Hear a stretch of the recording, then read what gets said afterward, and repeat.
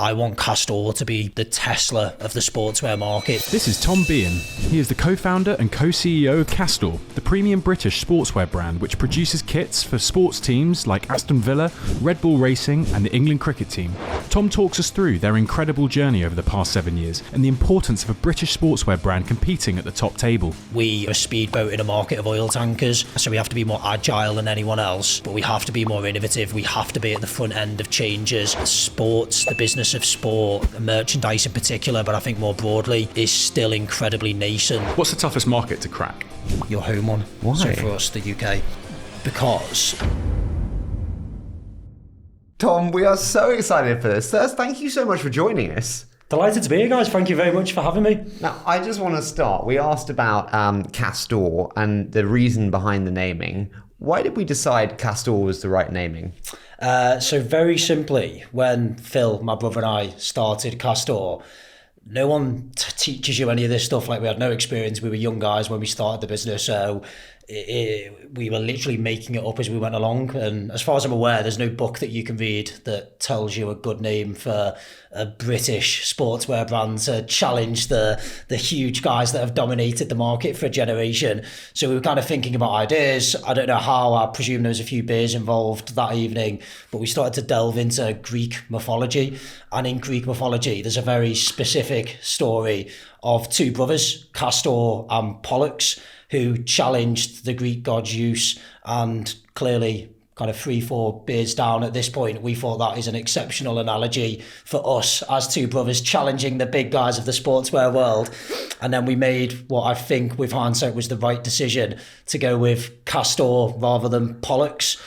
We've made a lot of mistakes in the last 7 years, but I think we got that one right. Just be honest, you couldn't get the domain. No, that's it. We did bid on it, but yeah, some of the clever guys got that one locked down. Pollux.com, 50 grand.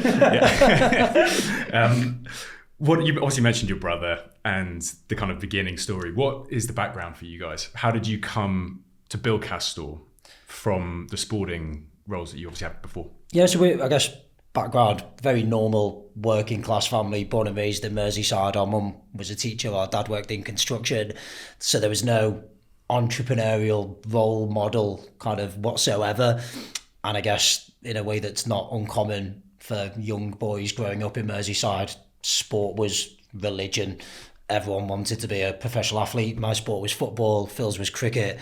Unfortunately for me, I did not have the talent to play for either Liverpool or Everton, who are the two good local teams, or certainly top tier local teams. So I did play for Tranmere Rovers, good in a different way, clearly not quite the same level as Liverpool and Everton.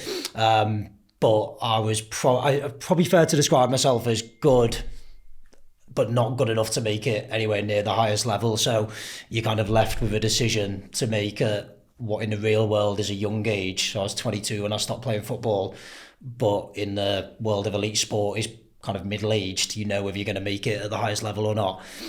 And for me, I feel like I was very much shaped by that failure. And a lot of people don't like using the word failure. It's like, oh no, it's a learning experience, but it didn't feel that way at the time. You kind of get pulled into the manager's office in, I think it's kind of like April, May at the end of the season, and they'd say, we're not going to renew your contract. And that is not a particularly nice thing to go through when you've kind of dedicated your life up until that point to achieving that goal. So at that point, I was kind of obviously not in a great place, and you think, well, do I want this to define me? Do I want to be one of those people that I guess we've all met, where they kind of propping up a bar somewhere saying they could have, would have, should have, if it wasn't for this injury or that kind of piece of bad luck. Yeah. Alternatively, you kind of take that pain, that hardship, that difficulty. That cricket career could have been. That's it, mate. It's it. But there's so many stories. He had a bad back, didn't he? 15. That's another podcast. That's a whole different show.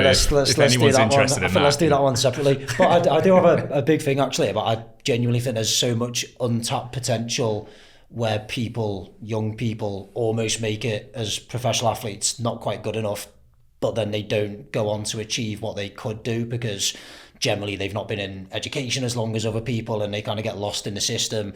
It's a horrible expression, but you do get thrown onto the scrap heap and you're left to fend for yourself, which I guess that will be not great for a lot of people. For me personally, it was like right, no one's going to give me anything. If I'm going to make something of myself, I've got to do it myself. And you're 23 at this point? Yeah, so 22 going on 23. So what do you do then? You're 23, you realise football's not the career you're going to get. Yeah. What happens then? So you have a bit of a cry, first and foremost, and you feel sorry for yourself, and then you get over that. And where I was very lucky is that I had a brother who was going through a not dissimilar experience. Like you, his sport was cricket.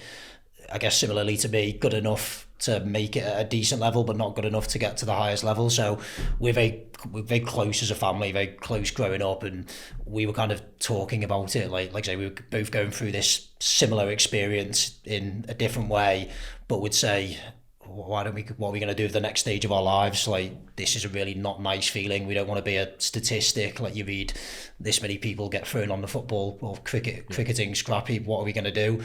And it was really through, there was no light bulb moment, but it was through, I guess, that pain, that hardship, that difficulty, that we said, basically, whatever we do with the next stage of our lives, we want to be in control of our own destiny. I don't want that experience of being called in. It was Ronnie Moore, I still remember it to this day. He was manager of Tranmere, and they say, yeah, we're not going to renew your contract. I never want to be in that situation again.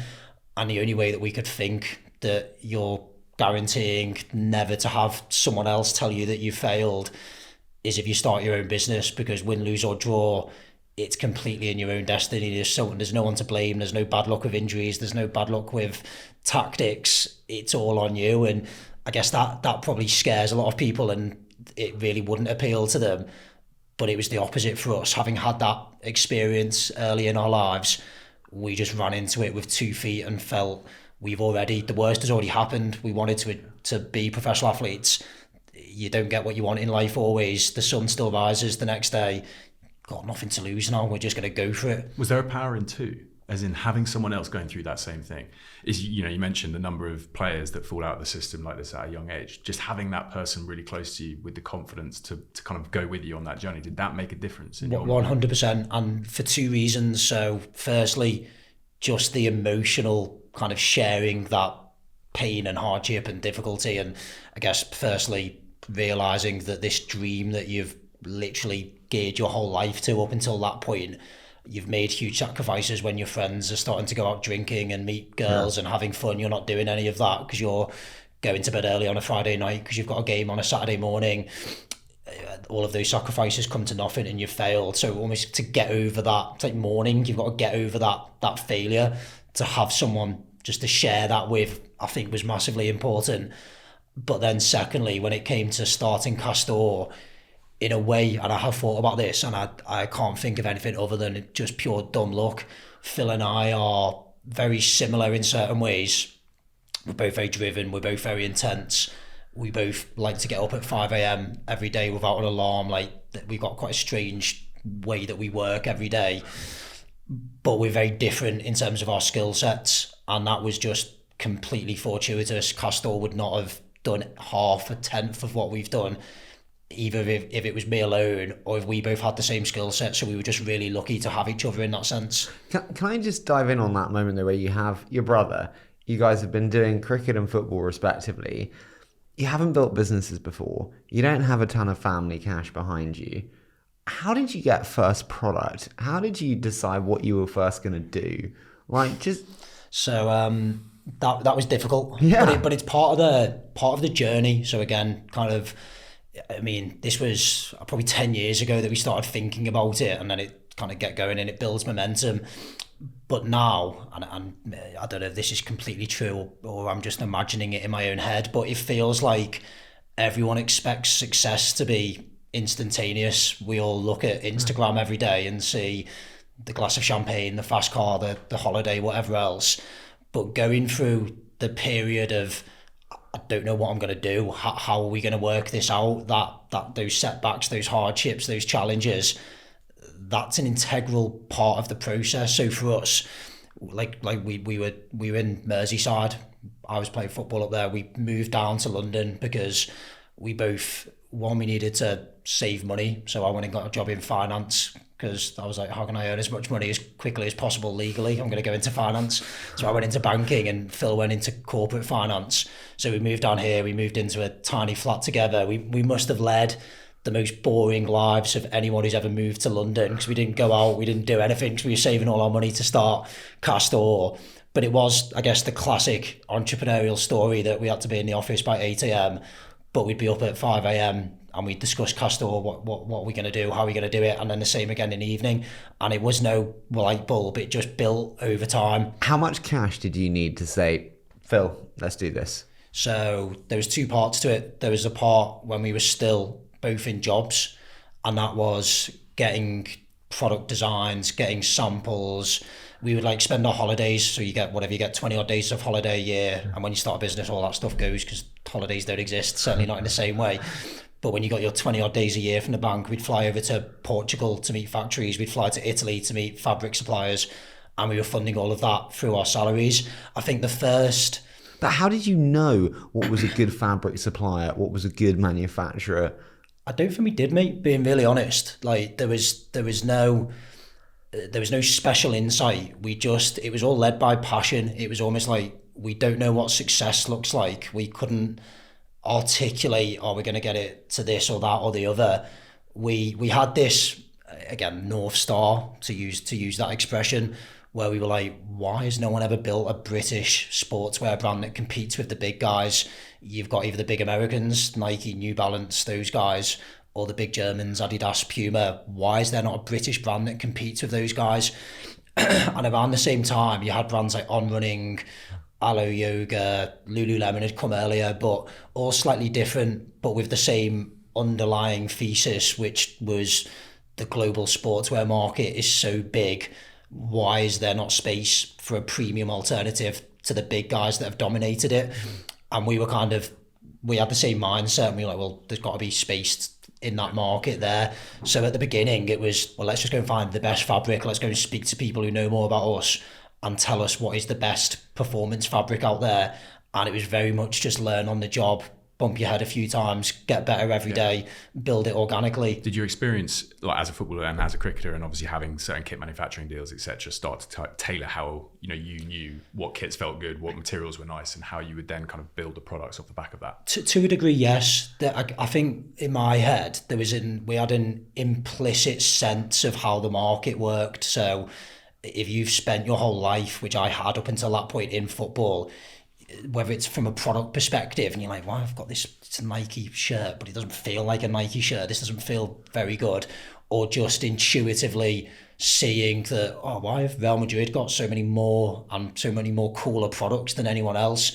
So it wasn't kind of something that I would have written down on paper, but you just had this sense that, well, this is a market really that is far too big to be serviced by such a small number of people. There's got to be a gap. So it was more of an intuition than anything specific. What was the first product?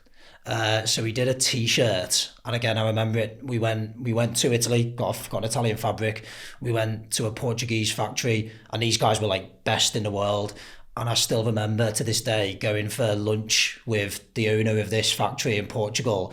He spoke very little English. I speak precisely zero Portuguese. So you could put a gun to my head, I could not tell you what we said to each other, but I can only assume that he was won over by this kind of super passionate, slightly crazy Liverpudlian who was like, yeah, we're going to create this brand, you need to work with us now because this is going to become massive, don't miss the boat. And generally factories don't like working with new brands because you represent a risk, which is completely fair and logical. But we managed to convince this Portuguese factory who worked with the very best brands in the world. And once we did that, we were kind of off at the races. And again, there was no marketing budget. I said it before, like our mum and dad remortgaged their house. So to go back to your question earlier, we had like 10 grand in savings, something like that, maybe 15k. That kind of got us some samples. We built half a website with that, but then we were like, oh shit, we don't have enough to launch this thing properly, to buy the first round of stock, because every factory in the world has minimum order quantities. They don't want to deal with you unless you're going to order a minimum of X. And for the best factories, and we needed to use the best to create a premium product, the minimums are quite high. So you're looking at a minimum order of, call it 30 odd grand or whatever. We went and spoke to a load of banks, went and tried to raise some seed investment. The pitch was that us two young guys were going to create a British challenger to Nike and Adidas, and people looked at us like we were crazy. And at that point, our mum and dad, who don't have a lot of money, don't have a big house, had worked their whole lives to pay off their mortgage, said, well, we believe in you. We'll back what you're doing. Did you feel okay taking that? Like, I would be shit scared. I mean, completely shit ourselves. Yeah. And it does, the word I always use is anxiety. Like, I had a pit of fear in my stomach for, I think it was like 4 years that it took us 3-4 years to repay it. And it was just that feeling of, this cannot not be successful. So again, I don't know what success looks like.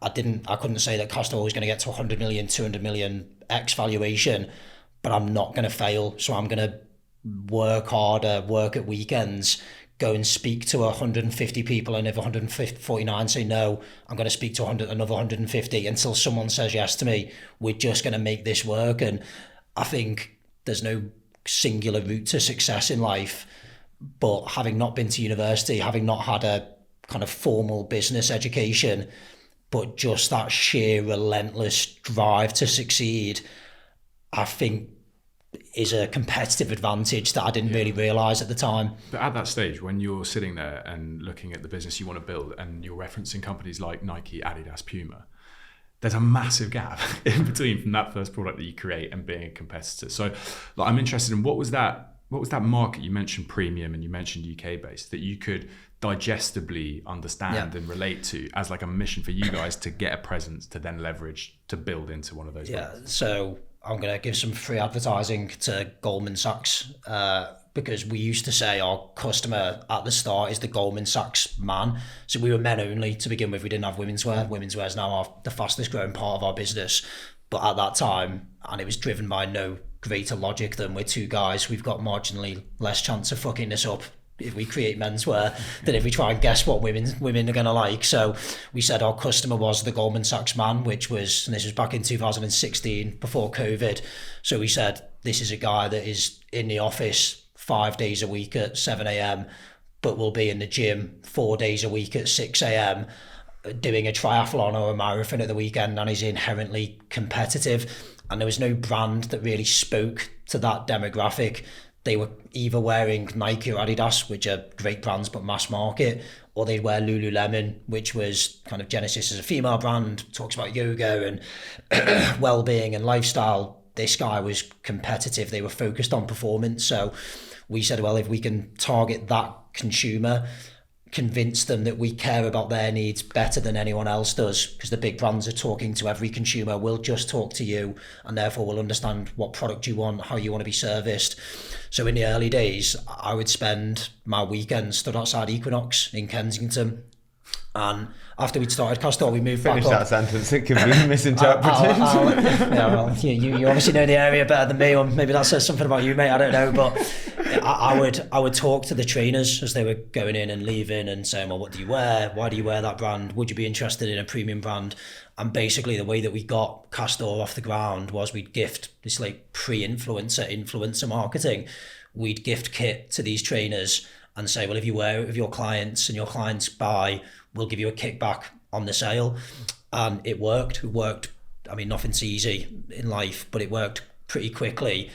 And what happened, which was beyond our expectations, was that Goldman Sachs Man, that Equinox Kensington man, would fly to New York or Singapore or South Korea on business. He'd take his Castore kit with him because he would go for a run or go to the gym while he was there.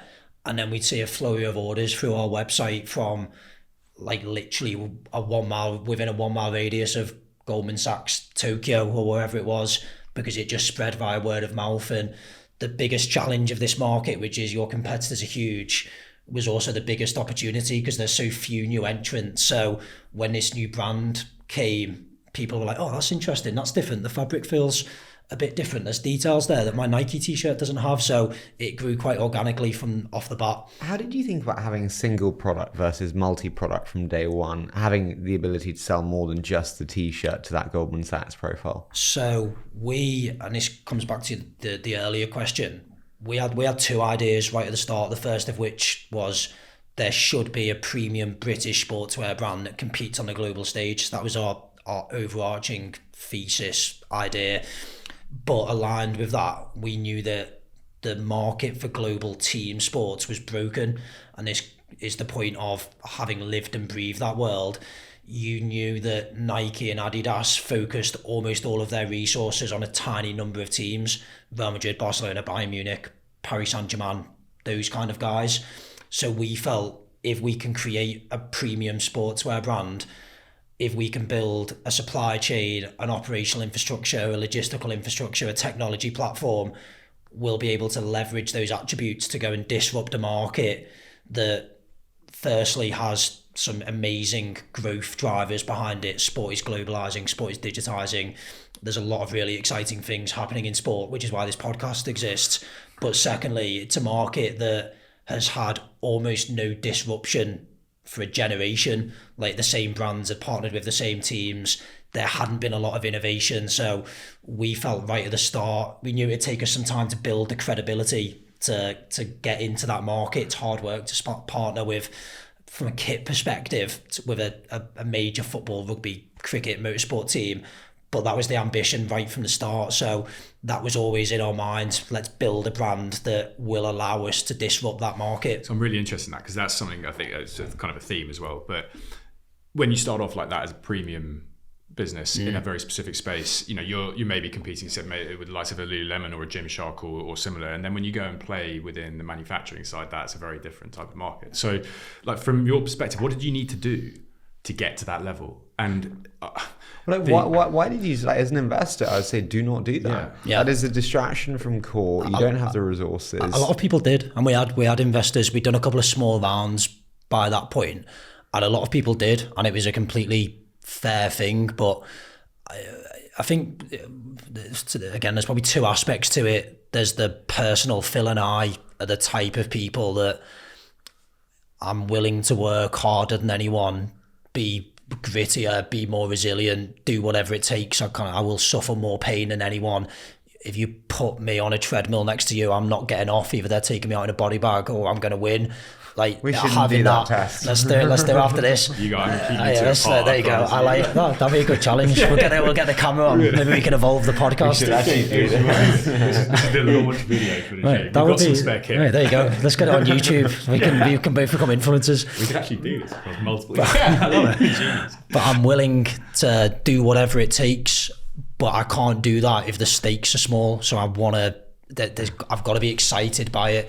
Passion drives everything in life. I truly believe that, and I can only get passionate if the opportunity is big. So we knew that building a premium brand was absolutely kind of an opportunity and a gap in the market, but we always knew that bigger opportunity in team sports was there. So I guess it comes back to that core entrepreneurial mindset.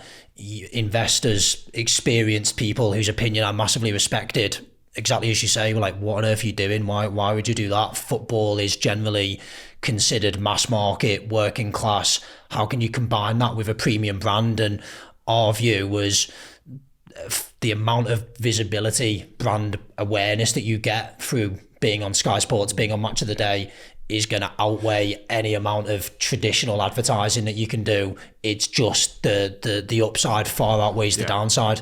Can I, before we get too deep into that, because I think the development is really interesting, but can we go on to the Andy Murray involvement at first? Because that was when I first I remember so well watching the Australian Open, and I don't know, you'll be able to tell me what year it was, maybe 2017, 2018, and Murray walks in with this new sponsor, and it was Under Armour previously, I think, not for, and that was immediate like recognition. It was AMC on, but it was no idea what that was. So how did he come in to the business, and how did that shape what you were then doing within the kind of premium sportswear brand and the journey to the So it was actually Castore at the time, because we launched AMC with Andy off the back of the partnership. But I remember it to this day. So we were in Australia, both my brother and I, for the Aussie Open with Andy, and he's our first big partnership. And he had this press conference, and I remember we had a big debate, Phil and I, about what product to put him in. And Phil was like, we've got to put him in something that says Castore, because no one's going to know what the wings are. Like, now our wings get seen quite a lot and they're quite prominent. But at the time, no one knew what the Castore logo was. So Phil plastered him in this t-shirt that had Castore on the front. And I think we did more revenue in like the hour after that press conference went live than we had in like 3 months prior, or something crazy like that, which I guess proves the concept of how valuable these top tier athletes are. But to take a step back, I think we were on the lookout for a big athlete, and you're like, well, I can't go and do a footballer because we didn't do boots at that time. Same with rugby. There's a couple of sports, and you asked the question earlier about how do we decide not to be kind of a specific, we're going to make t-shirts or shorts and nothing else. But the decision we had, or the discussion was slightly different, and it was around, we want to be a multi-sport brand. If the overarching long-term ambition is for Castore to be a premium British version of Nike, Adidas, you can't pigeonhole yourself in one sport. So having that multi-sport approach was always the intention right from the beginning. And it was harder because everyone at the time, just like investors said, what on earth are you doing going into football? Everyone at the time said the only way you can build a direct-to-consumer brand is by being niche. So you should be a triathlon brand or a running. And I'm sure there's a lot of logic in that, but we're like, no, we're not going to do that. We want to create this big global brand. We have to be multi-sport. So it is just such an astonishing. I spend my life investing in businesses. It is astonishing, though, to have the success you did going as horizontal as you did with no funding or little funding. Like, really. Yeah. So, but how did Andy Murray? Sorry, I interrupted. Yeah. How did Andy Murray then? Did you just tweet him? No, so I'm not a tweeter. I'm not a social media guy, but. So again, we didn't have any money. It was every day. It was like how much comes in versus how much goes out. What was the business at this stage? Good question. I'm going to guess about 5 million revenue, something like that. So you've got it going, but you're not a big company. Yeah. And this is how far into the journey? A couple of years. Okay, so less than 2 years, I'd say, something like that. Okay, wow. Still amazing to get pretty fast. 5 million. But we like I say, that Goldman Sachs Man that we knew, or we had a sense existed, did exist, and the kind of average transaction value on the website was high. It grew via word of mouth, so we didn't have to invest in marketing a lot. So we were a good business at that point, which to the earlier question, in many ways, people thought we were even more idiotic or crazy for saying, well, you've got a good business here that's growing organically and nicely and profitably. Why the hell are you going to put it at risk by partnering with Rangers or the West Indies? So those debates were interesting at that time. But with Andy, we knew that we wanted to take the brand to the next level. We knew that in order to get credibility as a serious sports performance brand, we needed to partner with someone that would wear your product in the most intensive sports environments.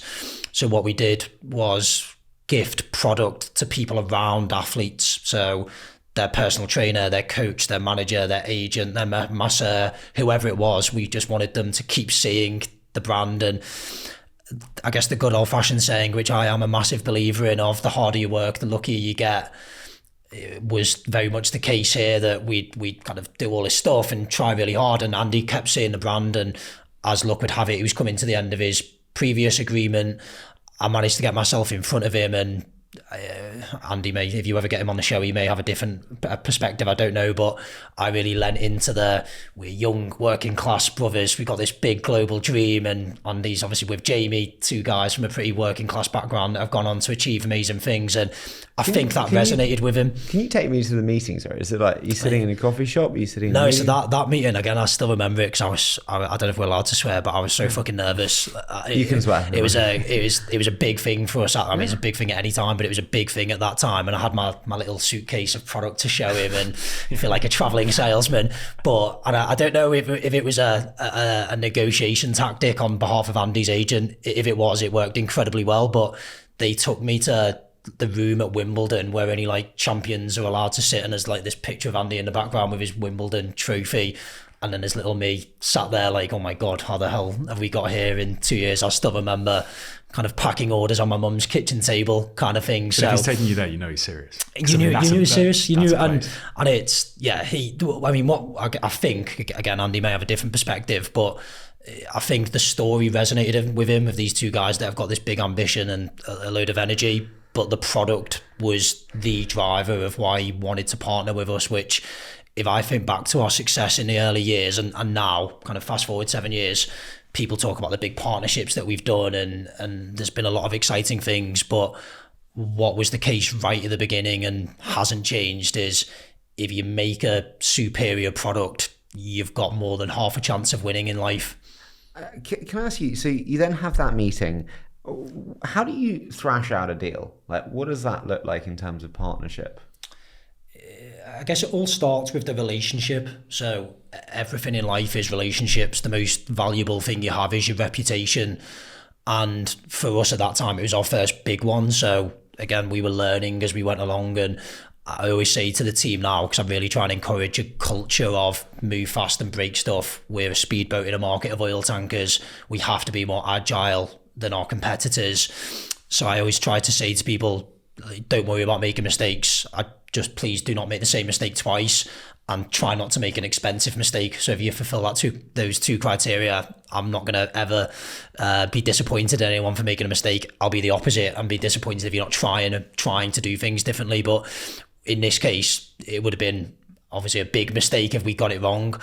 But really, it all comes from the relationship. And as we got to know Andy and his team better, it became apparent that there was essentially a meeting of minds where we were very happy to think differently and do things in a way that wasn't a traditional kind of model back then. And Andy is, I think, he's well known, kind of a guy that's invested in businesses and thinks about his career outside of tennis. So there was just a meeting of minds. And before you start saying, well, it needs to be this or it needs to be that, you work out that, yeah, we've kind of got similar values here. We want similar things. And after that, it's actually pretty straightforward. So the equity deal was literally kind of on both sides of it. You wanted it, he wanted it. You weren't worrying about the purse that you had to be able to sign that contract. Exactly that, completely organic. So you gave equity in Castore, not setting up an independent company with him.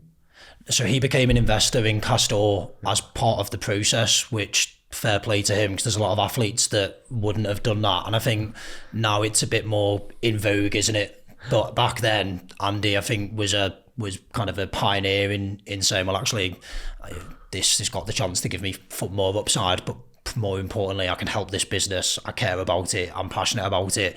It was one of those things that just happened really naturally. So I had the founder of On the show, and he mentioned obviously Federer getting 3%, and I think that now is worth about 240 million, which is pretty good for Federer. How much did Andy get? Less than that. And hopefully it'll one day be worth as much, if not more, than Rodgers. I know Andy's competitive, so he'll like it to be worth more. Question then, and this is a deliberately divisive one, but you mentioned how it caused such a spike in sales. Do you think, given the power of distribution, these brands / players are underpaid? Not just Andy, but just given the weight of volume they drive?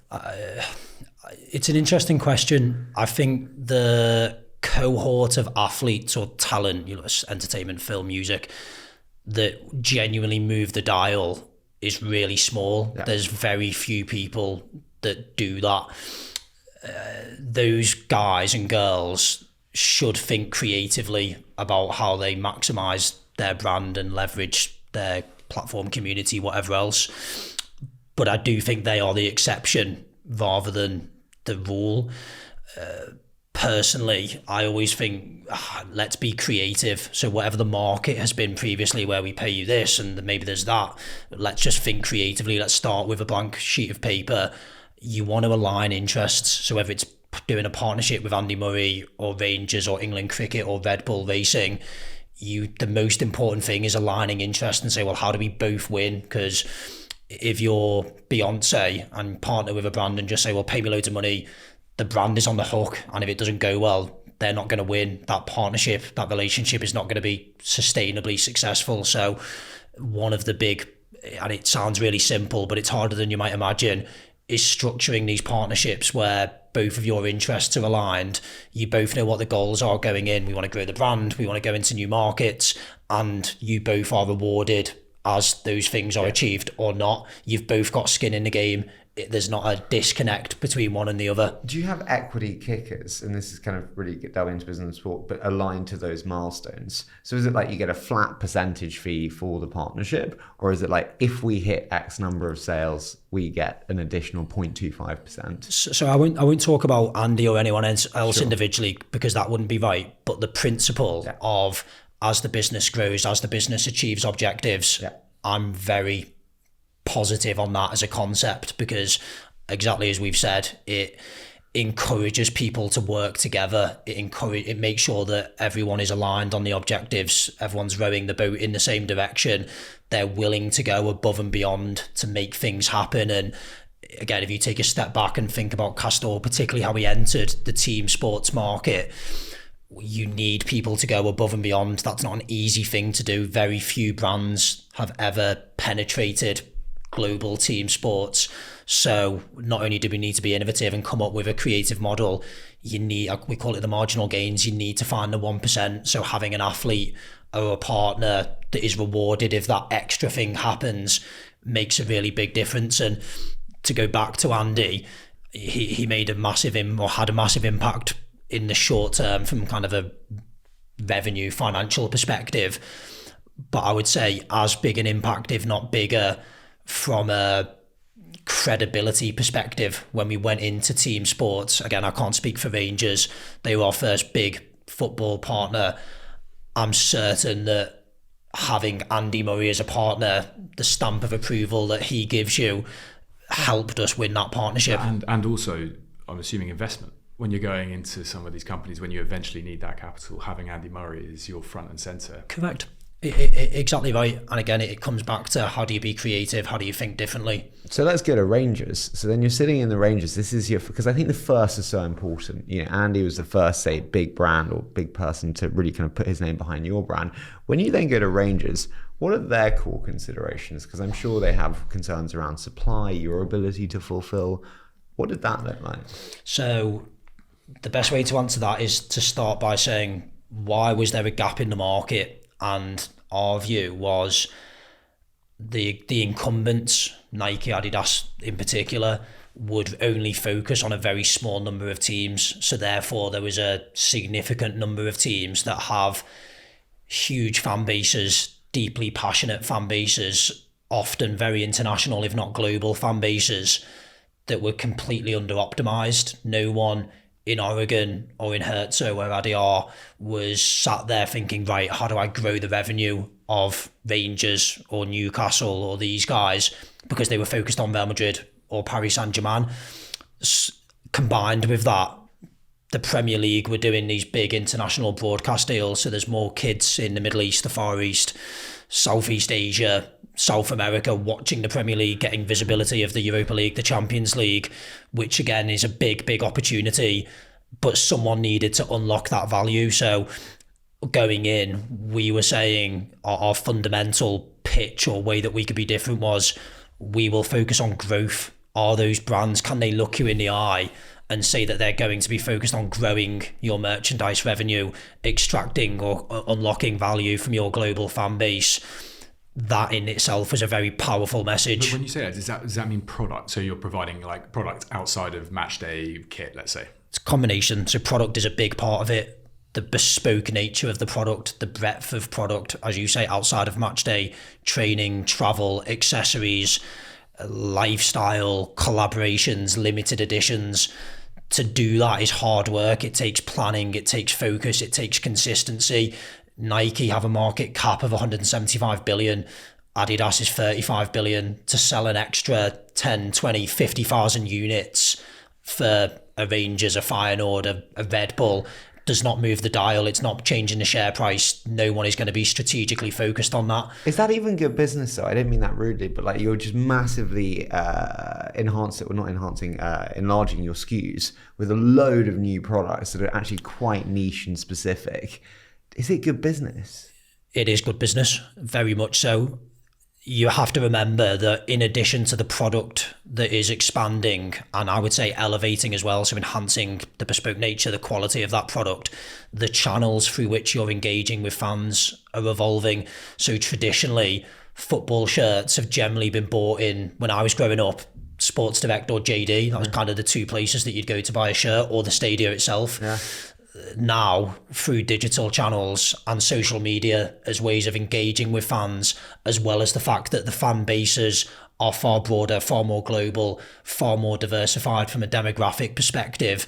You've got the traditional football fan, but you've now got young kids in South Korea that are engaging with the Premier League.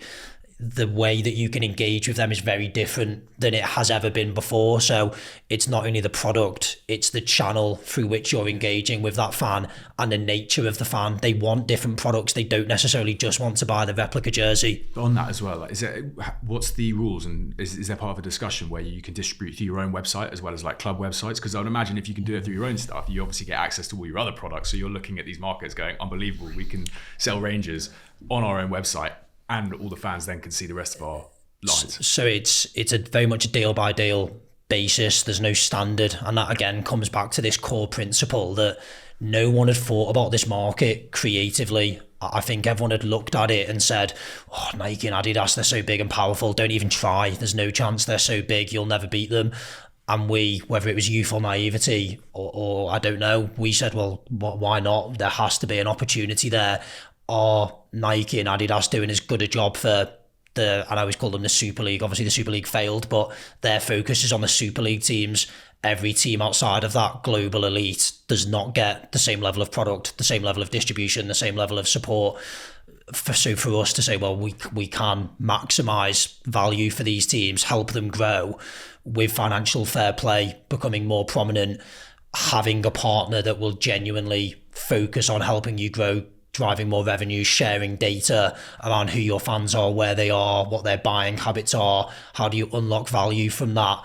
That is something that no one was doing before. It was genuinely innovative. And I always use the example of, I want Castore to be the Tesla of the sportswear market. So Volkswagen didn't bother to make an electric car until Tesla came along. So we not only are a speedboat in a market of oil tankers, but we have to be more agile than anyone else, but we have to be more innovative. We have to be at the front end of changes.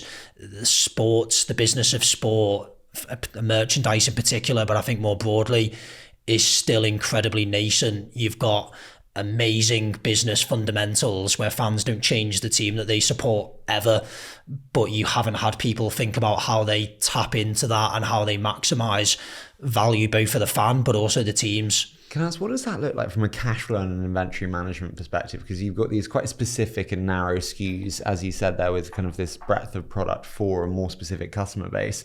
You don't want to be left, you don't want to have to put up a huge amount of cash up front, and then you don't want to have the risk of inventory like excess. Yeah.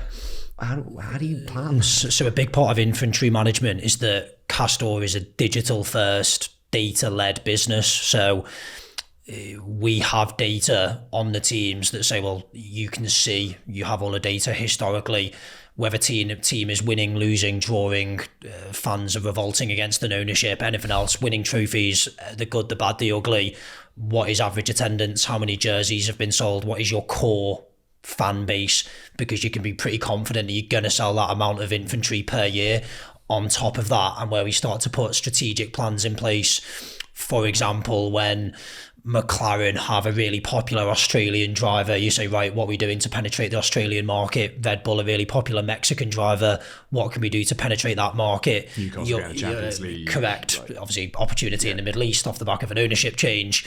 You're thinking about upside potential, but back to that word agile, unlike Nike or Adidas, for whom it takes 18 months to design and develop and deliver a product, we'll design and develop and deliver the same product in between 3 and 6 months. So you can be far more reactive to what's going on in the world, which is a big advantage. So what needed to change for these deals to become possible for you? Because it is a big step, as you say, particularly around product, inventory, the processes behind the scenes, and money and distribution channels to actually execute it successfully. What needed to change when you signed that Rangers deal that then obviously opened up the door for manufacturing kit? The single word would probably be trust. So I think people liked the idea when I would go in. It was often people think, oh, it must have been really hard to break into that market. And maybe I should try and build this analogy about me being a genius and kind of having this unique power to sell.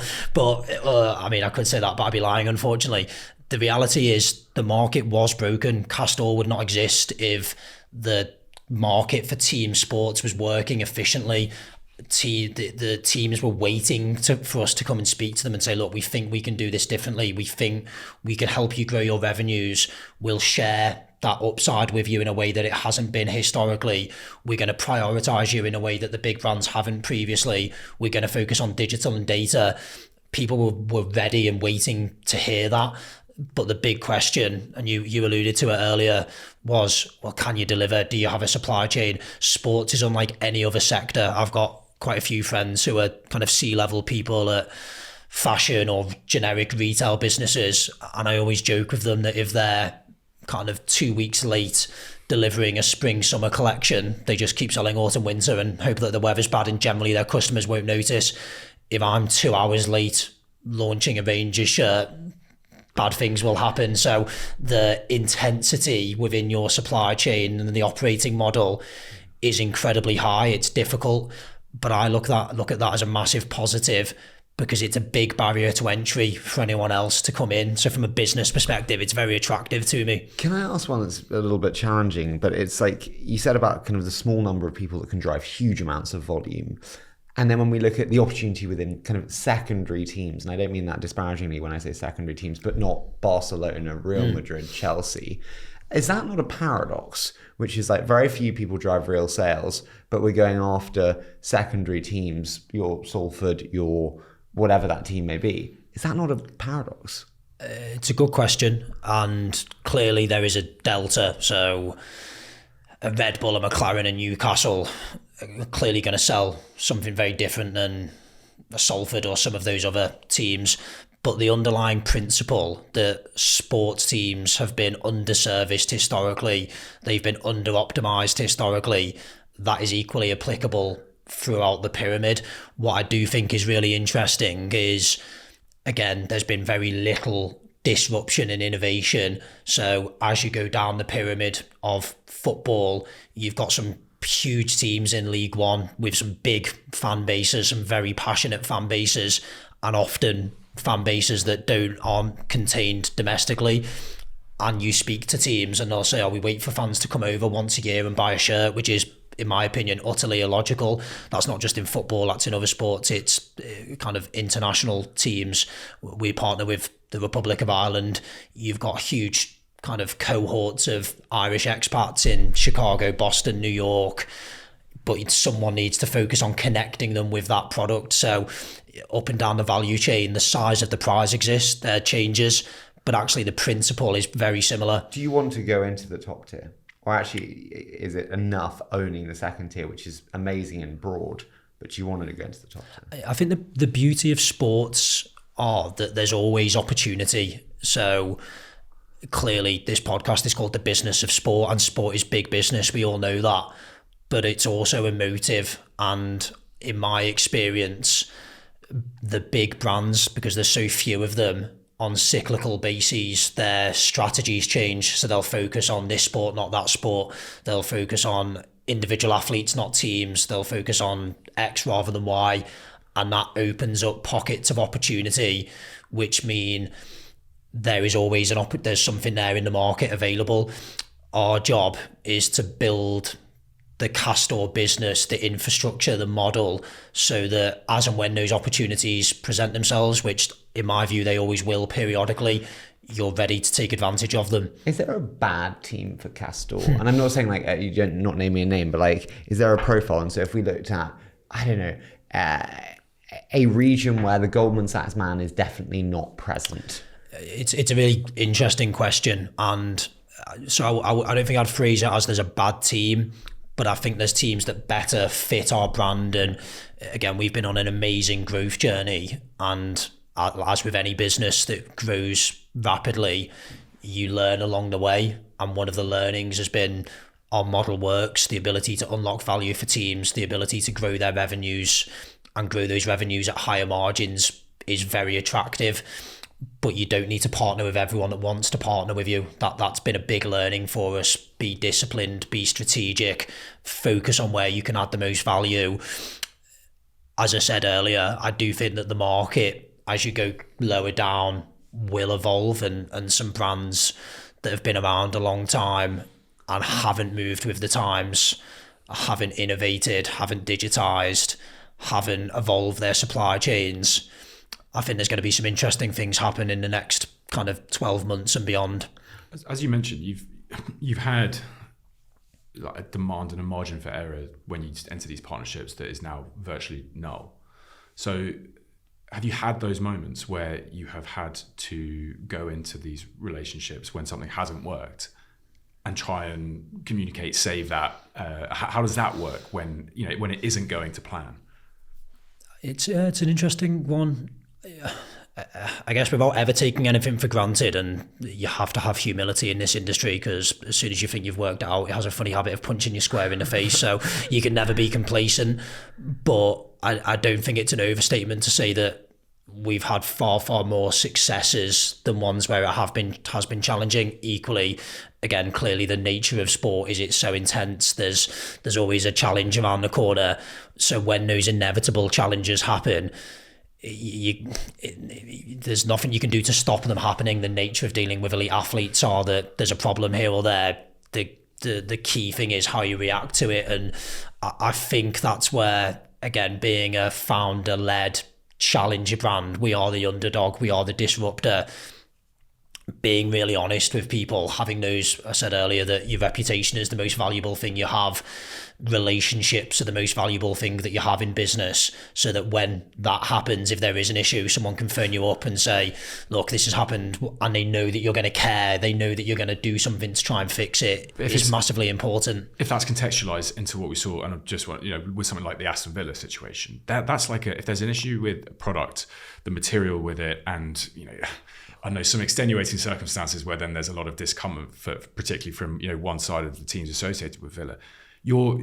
Is your task there not, shit, we have to create like a new product, we have to change a material, and then we've got to supply that very, very quickly to meet that request? Otherwise, that relationship does almost become damaged. Generally in life, people are reasonable, and if they can see that you're genuinely working, care, trying to fix something, they want to work with you to try and fix it. Again, it's back to that point of aligned interests. If everyone's interests are aligned, there's a mutual interest in trying to get something solved as quickly as possible. It's something that, again, I think of everything through a competitive lens. How are we better than the big guys? How do we do things differently? And one of the key things is the reactiveness. People know that we care. Again, you can't solve every problem overnight. It's not possible in this industry. You'd send yourself crazy trying to, but knowing that for people to know that you care, people to know that you'll do your best to try and fix it, to build that trust, which takes years, by the way. And again, we're kind of 7 years into what is hopefully going to be a multi-decade journey. But to build that takes a long time, but it all starts with people knowing that you care. Can I ask, when you have these discussions with the teams, are they crushing you on margin?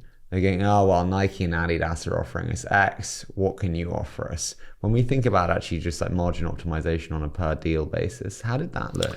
So Castore has a vertically integrated model where we'll partner with the team, we'll have our logo on the chest as Nike or Adidas would, but unlike Nike or Adidas, we will then say, why can't we operate the website? Is there an opportunity for us to optimize that, to optimize the retail stores?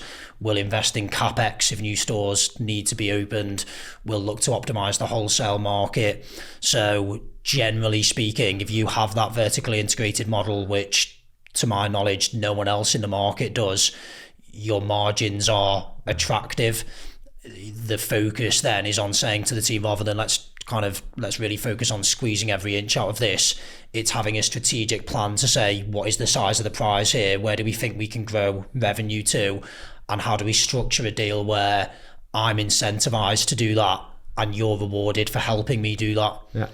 Let's case study it, because it's particularly based on where you guys came from. England cricket deal, right? 10-year contract, national team, huge.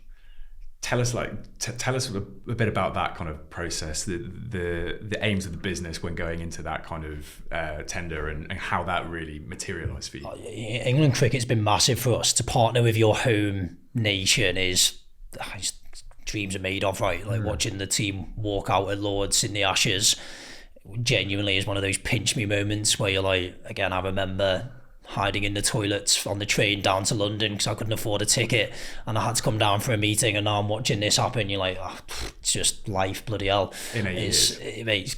So again, big lesson in that. You work hard, and life can do nice things to you sometimes. You take some punches along the way, but that's all part of the fun as well. But that one, again, is almost the perfect example, in my opinion, of the original idea that we had, which was Nike and Adidas do not view cricket as a global sport. Nike and Adidas are so big and so global, they have an incentive to only focus their resources on teams that will move the dial, that are either going to move the dial of their share price or move the dial in terms of global brand awareness. They would say that cricket, or they had historically viewed cricket as not global, not big enough for them to move the dial. Again, Nike, 30 odd plus billion revenue, they didn't want to invest in it, which for us was a massive opportunity, because there's a huge number of cricket fans, not just in this country, but further afield. I was in India and for the World Cup, and that's, I saw shitloads of Castore, and that's in front of 1.4 billion people, because there's South Africa there. It wasn't West Indies, but South Africa and England, you have there in a country that, as you say, is untapped. So it's crazy. It just, like I say, proves the concept that this is such a big market. It's too big to be dominated by the small number of brands that did dominate it before we came along. But you've got to earn your right to be in this market. You've got to prove that you can add value. So with England cricket, again, not dissimilarly to Andy, it starts with values. Everything in business starts with people. So you're meeting the people. Do they think that you're genuine? Again, these are very intensive relationships. To the question earlier, at some point in 10 years, something will go wrong with the kit. It's human. It's an impossibility for it not to happen. So they need to get comfortable that even when that happens, the phone rings, someone's going to answer, someone's going to care, someone's going to move mountains to fix it for them. They need to know what drives you. What do you want Castore to be? Is that aligned with their own values and their own ambitions? So it all starts with people and getting comfortable from that perspective. And from that, it became really clear that the ECB had a genuine strategy to expand the sport and get more people from a broader range of backgrounds playing the sport.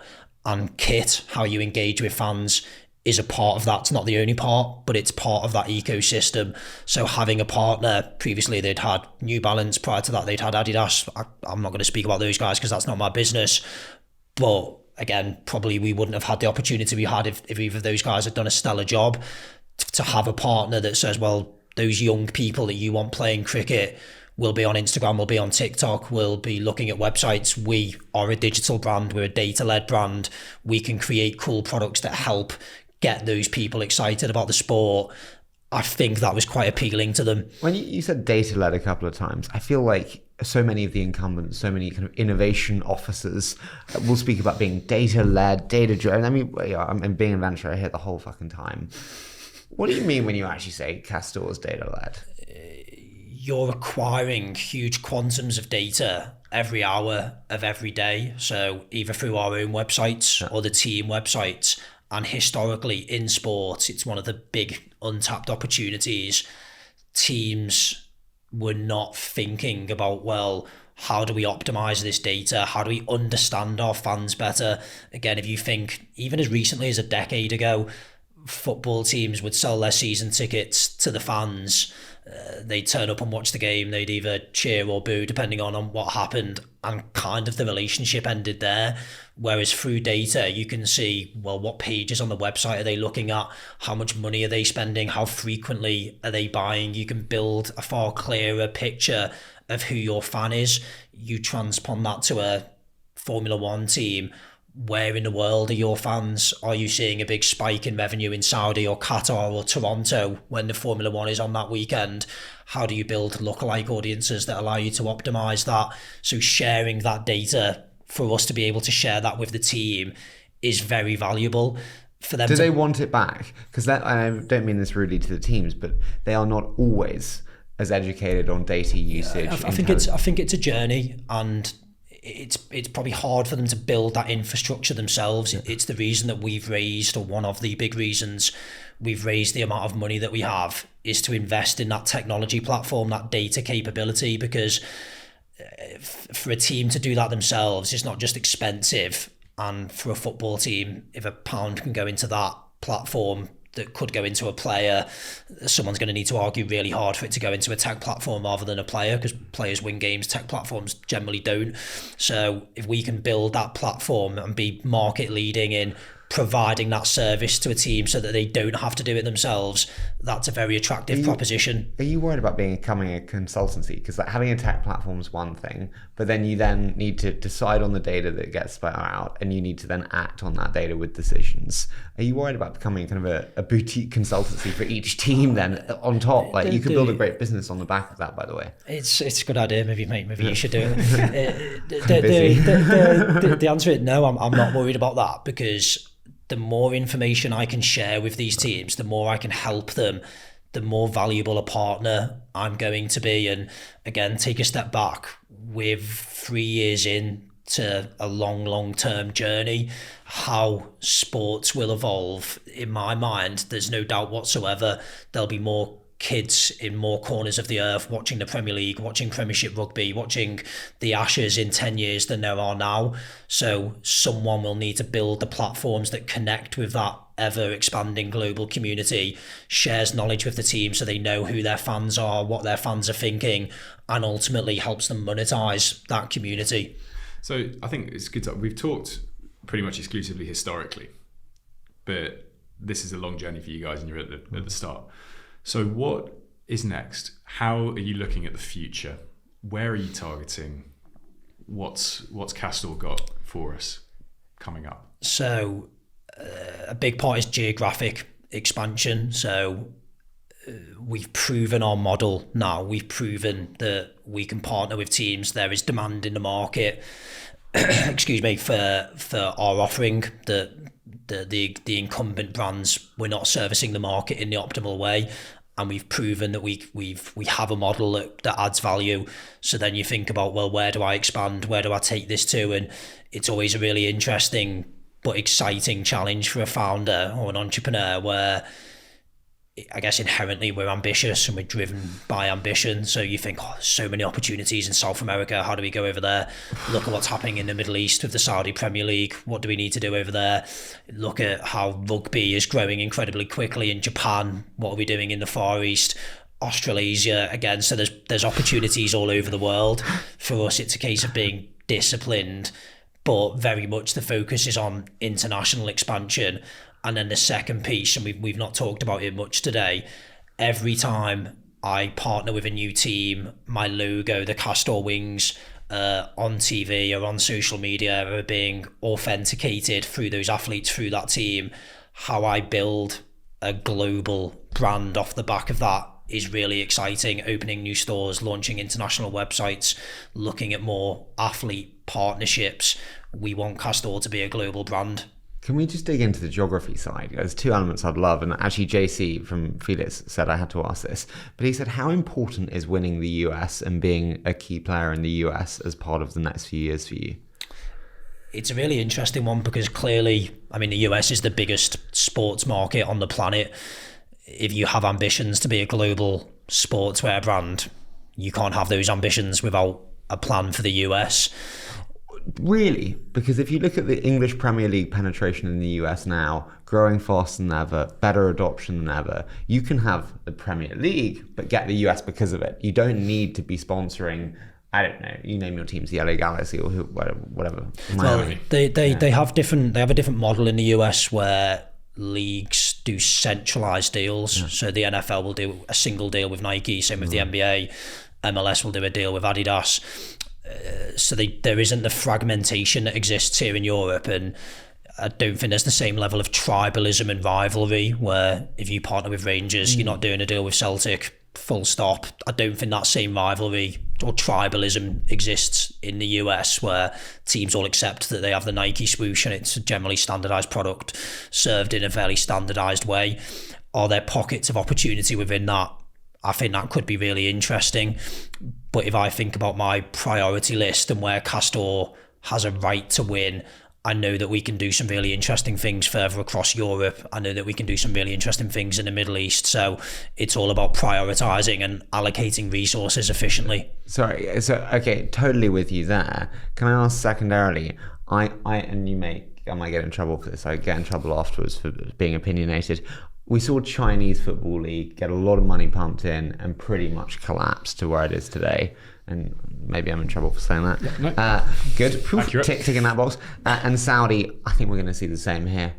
And when you look at actually attendance numbers across the breadth of the Saudi league now, I mean, they were as low as like 600 or 700 in a lot of these stadiums. I mean, poor Steven Gerrard, I mean, you know, he's kind of on his own in the stadium these days. My point being, like, do we think that actually there really is the opportunity in the Middle East there at scale?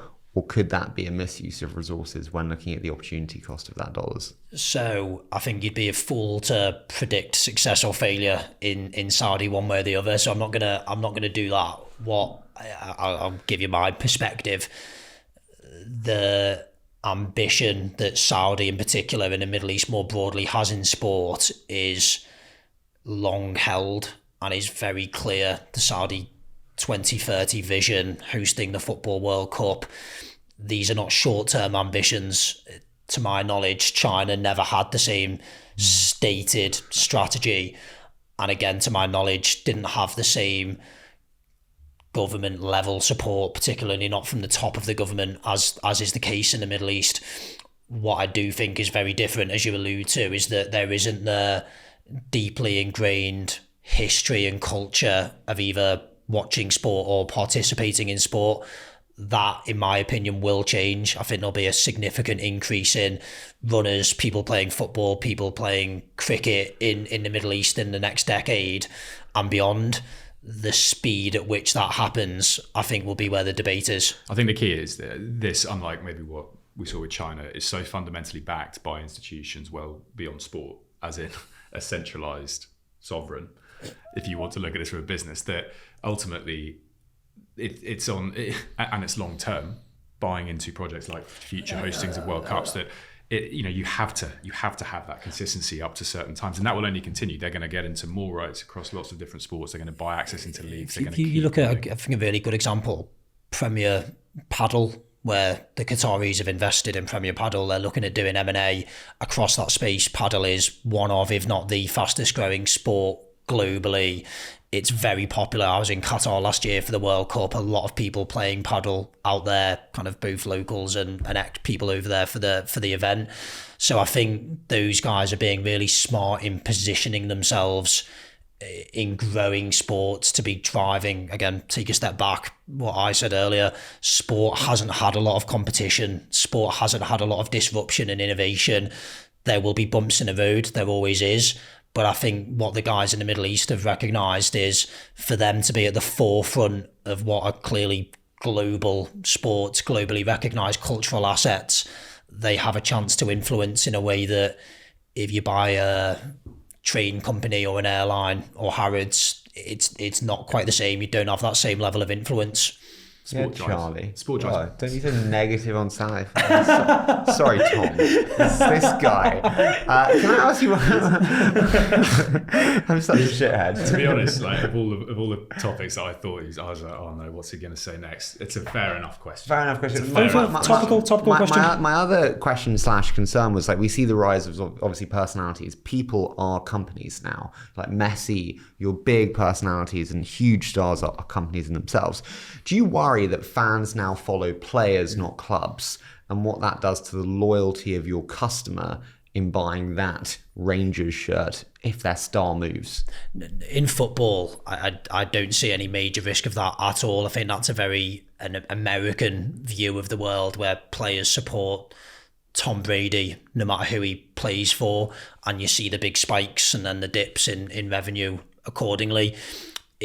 Again, all of the data we have shows that is not the case. Of course, you get a spike if your team signs a star player. That's logical and inevitable. but you don't then get the same drop off because the fans still support the team. They're supporting that team through thick and thin. So I don't see a big risk of that. Again, that will change sport by sport. Formula One fans will often follow a driver, particularly some of the younger kind of audience that have come into the sport through Drive to Survive.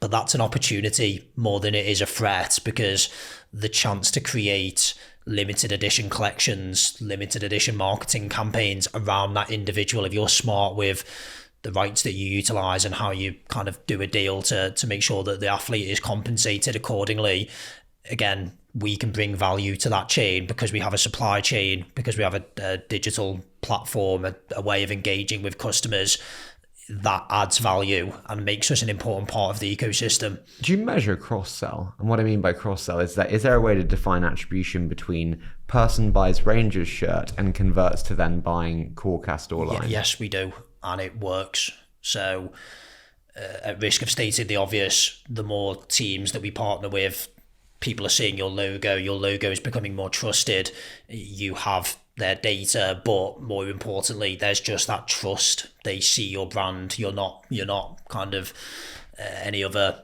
direct to consumer that we all get constantly on our Instagram feeds. You're elevated above that. So the cross sell, there's a natural synergy in our business where we can partner with teams and offer them something that the big brands Nike and Adidas were not offering them before, so we can add and create value for them.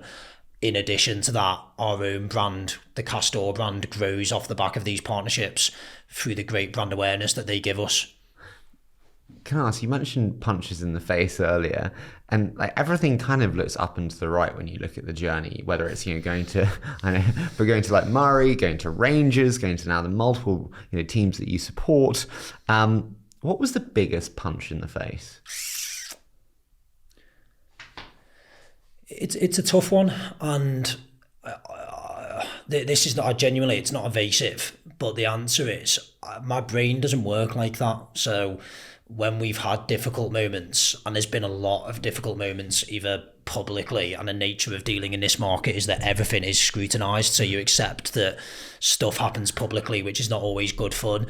But honestly, my brain just doesn't work like that, because any setback, any challenge is just an opportunity, because you learn so much more from it. And we've been on a journey where there's been periods where you're just growing so fast, like the rate of growth that Castore's had. I think it's not really in our nature, because again, we're kind of northern working class guys. You would get beaten out of you if you talk too much about yourself. So we just don't really think like this. But we've grown faster than any business that I know. And when you're on that trajectory, there's a genuine risk that you think you can do no wrong, not because you're an arrogant person, but it's just human nature. You're like, wow, this is working. So you need the challenges, the setbacks to make you a little bit more introspective and say, well, why did that happen? How do we make sure it doesn't happen again? It's the reason we decided to raise the money, was we need to invest in the processes and the systems and the infrastructure. I don't think we'd have made that decision if we hadn't had some of those setbacks along the way. I think you need to invest more in your personal brand. I'm being serious, and the reason I say that, and I think you're seeing it with Ben at Gymshark now, where he's really doubling down on it, telling the story of like him traveling around countries, the manufacturing process, his training process. Boy goes to the gym, you can tell that, unsurprisingly. Quite funny if he didn't. Nah, not a fan, mate. No, but I'm being serious. Like, I do actually think you're seeing this realization and awareness from the largest leaders of all companies, but especially consumer-facing companies. They need to be front and center too. Do you think about that? Honestly, I've not had a huge amount of time to think about it, because you are just in the trenches every day. And as you said, probably externally, it looks like the journey for Castore has been a complete hockey stick. But the reality is every day there's a problem. Every day there's an opportunity. But the Goldman Sachs Man would love to see your life. Yeah, it's an interesting question. And they would be inspired by your I never give up, I'll be on the running machine. There's an intersection between David Goggins and Sir Alan Sugar, which kind of hasn't been fit I've got that image in my head now. David Goggins, Alan Sugar. That could be. I don't think I would ever put those two. That could be interesting. But you get what I'm saying. I do, and I think it's a really interesting point. More than the Goldman Sachs Man, I've got nothing against that man, but Again, you've got to have a point of view, and it's got to be sincere and authentic. For me, I've got a genuine belief that there's so many. I don't think that I'm kind of unique. I don't think I'm uniquely intelligent. I think I can work hard. I'm not going to be falsely modest. I've definitely got a few brain cells in my head. But if I think back to my days at Tranmere, and again, well documented how few people make it as professional athletes, but the characteristics and skill sets that are instilled in you if you've been through the academy system, the professional sports system, and then get discarded, I genuinely think there's a huge amount of untapped talent and potential, because those people just don't know what to do. They're young, they've taken a big punch in the face at an early stage in life, and they it's hard to see, well, I can't go and start a business. Phil and I have been able to do it, and if I was going to do kind of content for anyone, I'd love it to be to that person and be like, I was in exactly the same position as you, where I didn't really know what the hell I was going to do with my life. The thing that I thought I was going to do got pulled away from underneath my feet, but I've managed to make something of myself, hopefully. There's no reason why you can't do the same. You've talked about, both of your kind of visions and values and how you like to do everything and how you think. And that works well when it's a small business and one that you have complete control over. But I'm interested in, to achieve a lot of this growth, you have to bring in more actors to play a part in this role and this process and this growth of the company. So how do you deal with that responsibility now to a group that is financially incentivized by the development of this company and your ability to still stick to those incentives? It's really difficult, is the honest answer. And as the founder or co-founders, the biggest risk is that you don't evolve, and you think that what has made you successful is what will continue to make you and the business successful, and it won't. You can't be the guy that is touching every single product that's designed or in contact with every single retailer or whatever else that is. And you can only learn this through experience, or I've only learned it through experience. There's really three things as the business gets bigger. I don't think there's a binary number. I don't think once you cross 10 million or 50 million or 200 million revenue that you all of a sudden change. I think you learn it and it happens organically, but I've learned there's really three things that you can impact. Number one, you have to set the strategy. People need to know why they're getting out of bed every day. What is the North Star? What are you trying to achieve? For Castore, that is, we want to create a British sportswear brand that competes on the global stage. If we achieve that, that is something really exciting that everyone involved in the journey is going to be incredibly proud of. So your job is to set that strategy, something that hopefully can inspire everyone. Secondly, it's your job to create the roadmap and say, well, how do we achieve that? That's a big vision, a big goal. It's really exciting, but how do we get there? What are the strategic pillars? If we deliver against 1, 2, 3, 4, 5, that big goal is achievable. And again, that's not easy, and that will evolve, and there'll be things change or things that evolve based on how your competitors react. But it's the founder's job to set the roadmap. The final piece, which is the hardest, is to get the right people in who are better than you at marketing, at product, at operations, at logistics, at technology, but then build a culture that allows those people to thrive. Very briefly mentioned it earlier around, I say to people all the time, I will never be disappointed in anyone for making a mistake. What are we as a brand? We are a speedboat in a market of oil tankers. We are Tesla in a traditional automotive market. We have to be pushing the edge. We have to be finding the marginal gains. Saying the word culture is really easy. Building an environment where people take on what you're saying and live and breathe it, and it gets past it. Like, we're 500 people now, more than. To have 500 people think like that is really difficult, and it only happens if you get the right people in beneath you, but they understand what drives you, and then they're passing it through to everyone else in the organisation. You said about speedboats and oil tankers quite a few times. I love that analogy. They will care, and they will start to care more and more. Do you think that they care now? And I don't mean that rudely or disparagingly, but they're as you said, $175 billion market cap businesses. Do they care now? And how do you think they will respond? I guess the answer is I don't know. And I've got enough problems to worry about of my own, so I don't spend too much time thinking about other people's problems. But I think there's one aspect of that is bring it on, because I love a challenge. I love being competitive. I love going toe to toe with anyone and seeing who lasts longer. We're very similar. I love a good fight. I love a good road rage. Part of me is bring it on. Competition makes everyone better. But there's another aspect which is probably the more important, which is generally in business, logic drives decision making.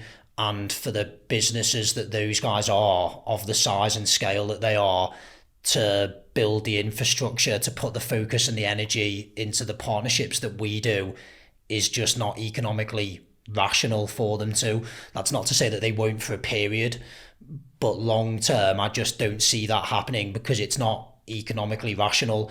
Markets function best with specialism, and we can offer something to a segment of the market that the big brands are not willing or able to. I do think it's really interesting, and maybe it'll be something that Harvard write a case study on at some point, but Adidas had, I think, a 50-year head start on Nike, so the biggest sportswear brand in the world, and Nike have clearly massively outgrown them and massively dominate them.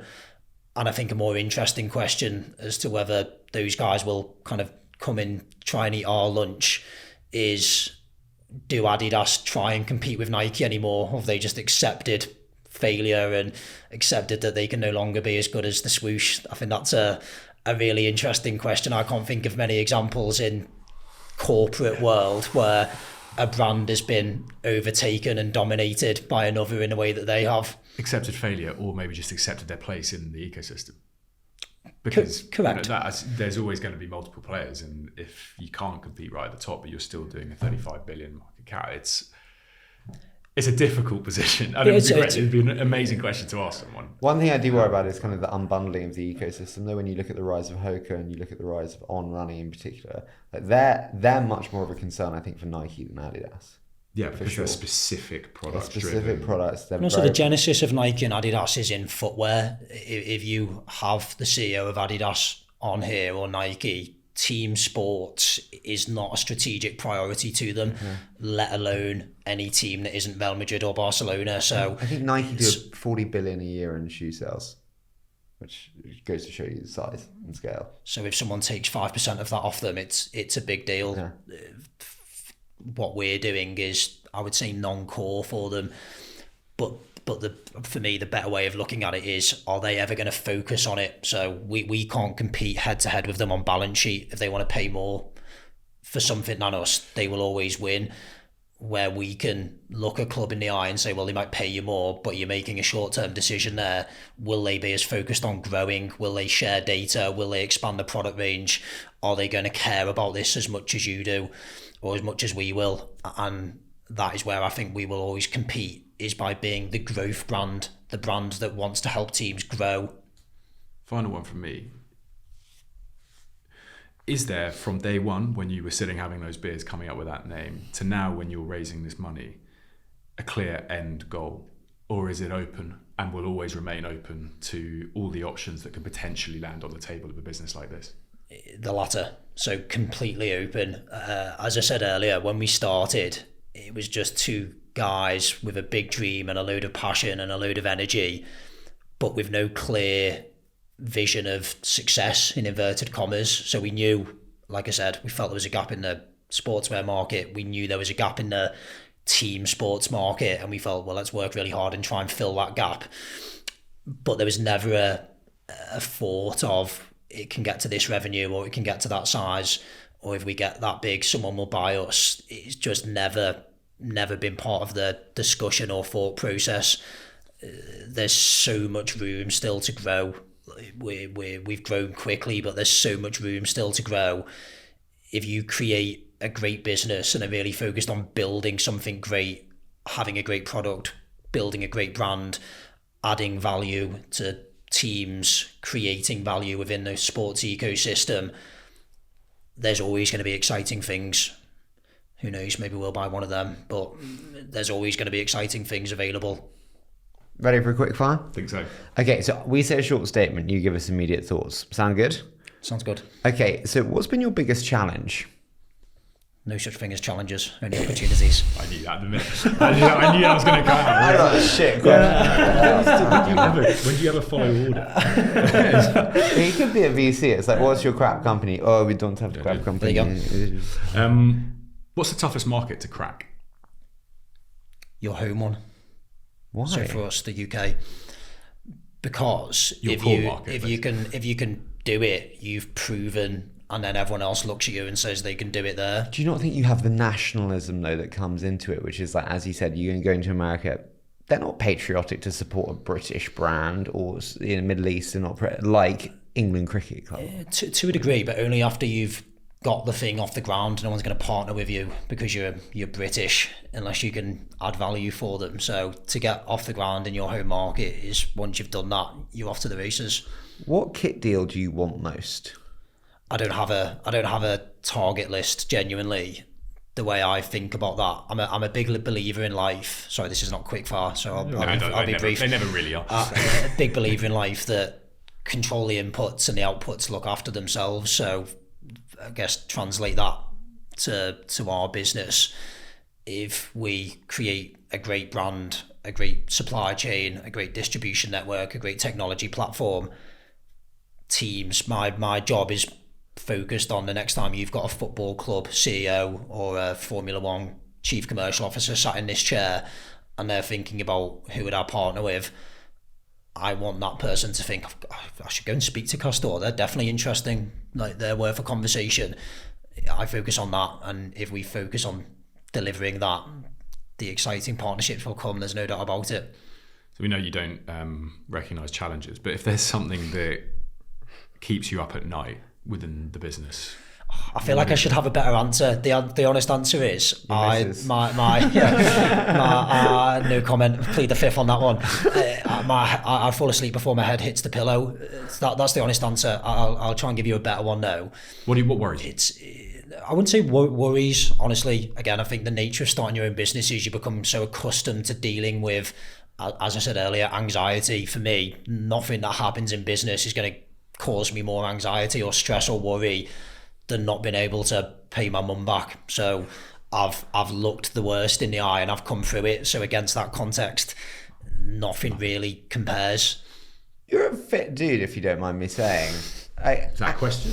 No, that's a statement. The question is to come. Patience. What's the gym routine like? You know, it's a fucking full-time job.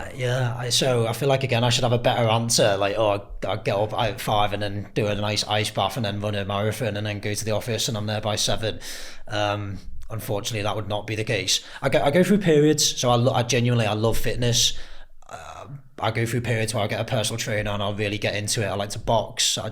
Like everyone, you get the endorphin rush. I love it.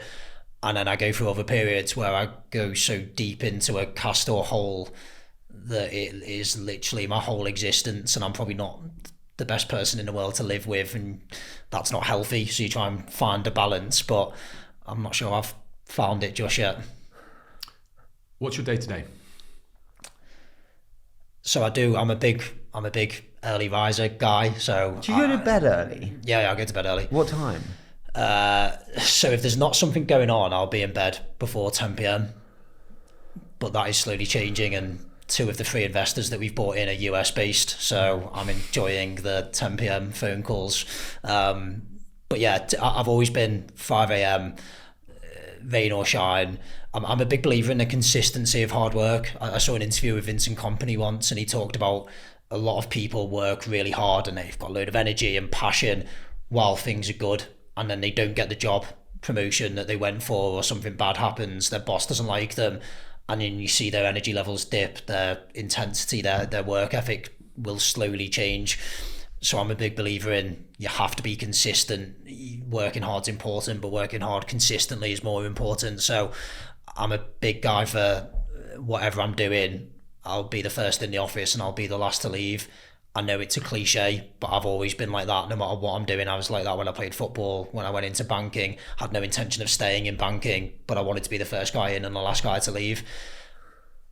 And I think that served me really well. So I'll always be a 5 a.m. guy. I don't think that will ever change. Day to day, there is no normal. So I love a couple of things: product, marketing, meeting teams. If my day's got any of those three things in, generally it's a good day. Who in business do you respect the most?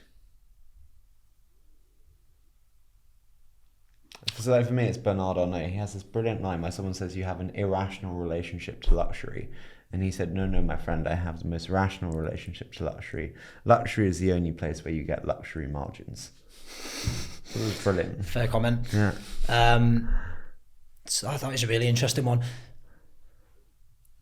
The guy that I, growing up, most respected was Steve Jobs, because we've talked today, haven't we, about having setbacks, having punches in the face, being innovative, people thinking that you're crazy.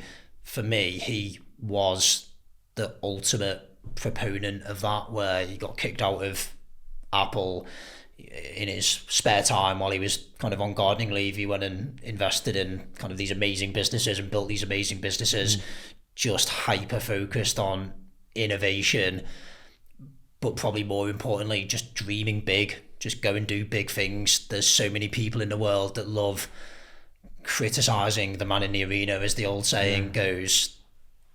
Block it out, go and try and achieve something big. It's never going to be a straightforward road. I don't know if we'll create a British Apple, but if you don't fucking try, you definitely won't. Final one from me, and quick fire in the context of this question, but in the longevity of a company, if I'm asking you for the first 8 years, 9 years, early season review, what do you say from where the company's at now, and what's your perspective on what you've achieved? I think in terms of what we've achieved, it's been an A plus. I could not have dreamed, if you'd said to me 7 years ago when we started, that having Andy Murray, the England cricket team, watching Max Verstappen win races all over the world, beyond the wildest imagination. So in that context, it's A star plus times 10.